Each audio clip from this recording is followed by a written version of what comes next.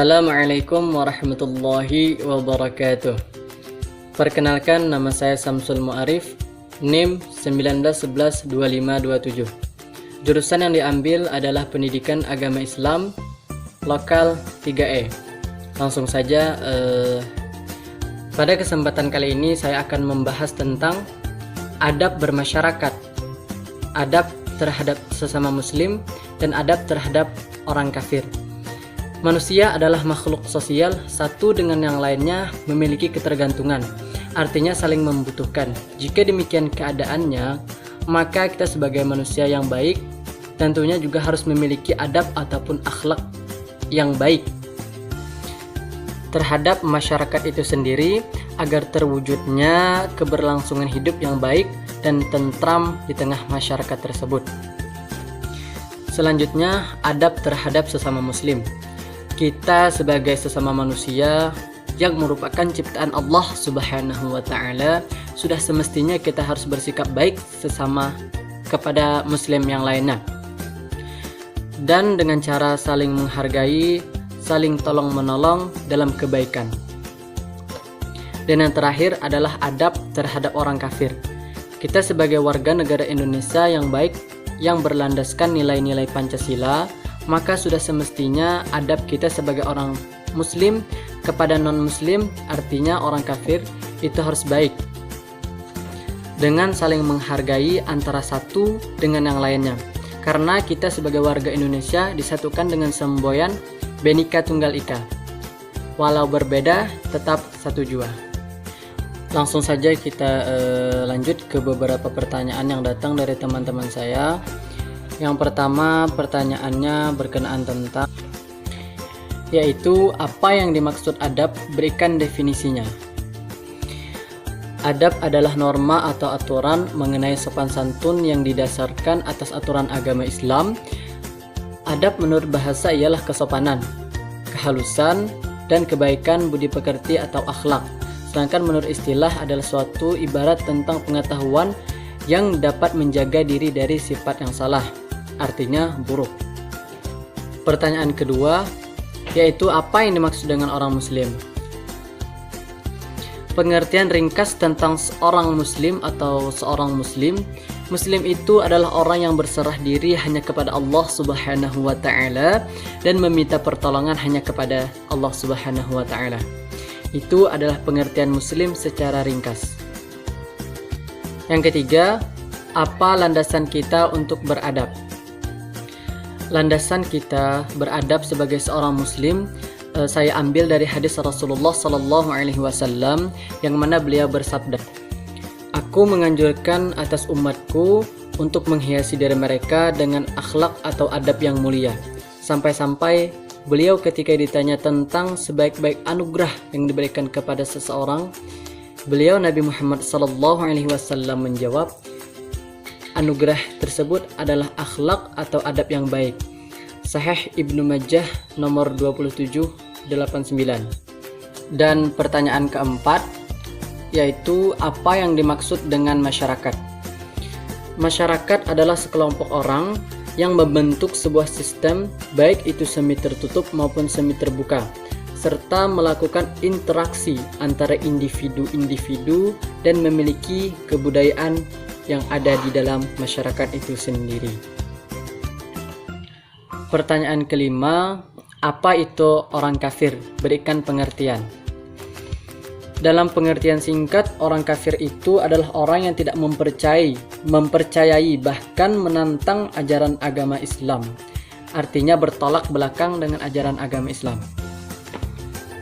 Pertanyaan keenam, berkenaan tentang apa yang harus diutamakan antara adab dan ilmu. Menurut saya tentunya adab itu harus diutamakan terlebih dahulu daripada ilmu. Banyak orang yang berilmu tetapi minus dengan adab. Sebagaimana sabda Nabi Muhammad SAW, al-adabu fauqal ilmi. Adab itu lebih tinggi derajatnya daripada ilmu. Pertanyaan ketujuh, apakah ada adab ataupun akhlak yang bertentangan dengan syariat Islam? Tentunya ada, antara akhlak atau adab yang bertentangan dengan ajaran Islam atau syariat Islam. Karena setiap sesuatu itu berlawanan. Jika ada yang baik, tentu ada yang buruk. Dan ada adab atau akhlak yang terpuji, ada juga akhlak yang tercela. Yang termasuk akhlak tercela itu adalah sombong, curang, berbohong, dan lain sebagainya. Pertanyaan ke-8, apa perbedaan antara orang muslim dengan orang kafir? Perbedaan antara orang muslim dengan orang kafir adalah tradisi dan budaya mereka serta cara mereka beribadah. Pertanyaan ke-9 yaitu, sejak kapankah adab atau akhlak itu diterapkan kepada diri kita sendiri? Adab atau akhlak itu diterapkan kepada diri kita sendiri semenjak kita sudah menginjak yang namanya mumayyiz. Artinya sudah bisa membedakan yang mana yang baik dan yang mana yang buruk. Dan dari saat itu kedua orang tua mengajarkan serta memberikan penanaman nilai adab atau akhlak itu sendiri kepada kita agar menjadi manusia atau individu yang berakhlak mulia. Selanjutnya pertanyaan yang ke-10, dan pertanyaannya adalah, bagaimana penerapan adab di lingkungan sekitar Anda? Sudah maksimal atau belum? Menurut saya penerapan adab di lingkungan sekitar saya tidak 100% diterapkan dengan baik. Kurangnya ilmu agama serta pemahaman tentang ilmu agama itu sendiri menjadi penyebab utama orang-orang tersebut kurang beradab. Selanjutnya pertanyaan ke-11, yang pertanyaannya adalah, apa tujuan kita memiliki adab di dalam hidup ini?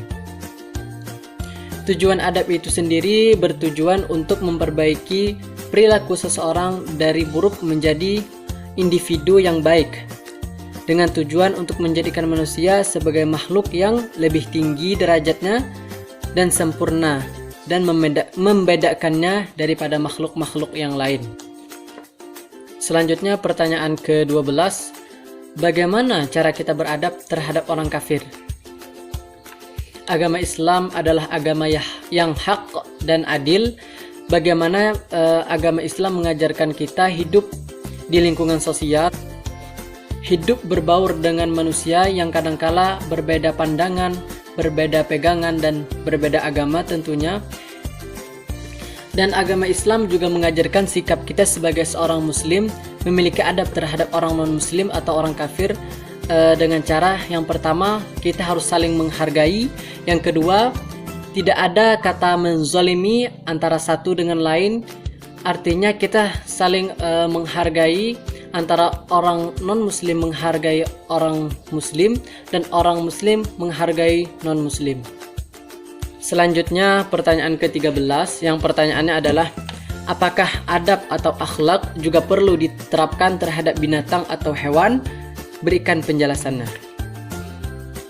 Di dalam agama Islam dijelaskan kita sebagai seseorang muslim yang baik tentunya harus memiliki adab atau akhlak yang terpuji dan membuang jauh akhlak di dalam hidup yang bisa merugikan diri sendiri, bahkan merugikan makhluk Allah Subhanahu wa taala yang lainnya. Adapun adab atau akhlak kita terhadap binatang itu, yang pertama kita harus memberikan makanan dan minuman yang baik kepada hewan tersebut. Sebagaimana sabda Nabi Muhammad SAW, ia bersabda bahwa pada setiap hati yang basah itu, artinya hewan, terdapat pahala di dalamnya jika kita berbuat kebaikan. Hadis riwayat Bukhari. Dan yang kedua adalah kita tidak boleh menyiksa bahkan sampai membunuh hewan itu sendiri. Selanjutnya pertanyaan ke-14, apa hukuman bagi orang yang tidak memiliki adab? Ibnul Qayyim Al-Jauzi menjelaskan bahwa adab seseorang merupakan kebahagiaan dan merupakan suatu keberuntungan yang ia miliki. Akan tetapi jika orang tersebut kurang akan adab, maka ia akan mendapatkan kesengsaraan ataupun bisa menyengsarakan hidupnya sendiri. Kebaikan di dunia dan kebaikan di akhirat tidak didapat dengan mudah melainkan dengan adab yang baik atau akhlak yang terpuji. Seseorang akan terhalang dari kebaikan dunia dan akhirat karena mereka kurang beradab terhadap sesama manusia, terhadap lingkungan sekitarnya, dan lain sebagainya. Abdullah bin Mubarak rahimahullah berkata, barang siapa melalaikan adab, maka ia dihukumi dengan melalaikan perkara-perkara yang sunnah. Dan barang siapa melalaikan perkara-perkara sunnah, maka ia dihukumi melalaikan perkara yang fardu atau yang wajib. Dan barang siapa ada orang yang melalaikan ibadah fardu tersebut, maka orang tersebut dihukumi sebagai orang yang tidak dapat ma'rifat dari Allah Subhanahu wa ta'ala. Dan pertanyaan yang terakhir adalah bagaimana cara menerapkan adab kepada sesama muslim yang baik dan benar? Tolong jelaskan. Adab itu diterapkan atau diimplementasikan kepada sesama muslim selayaknya kita harus berlaku adil dan berbuat baik, menganggap dia sebagai saudara seagama,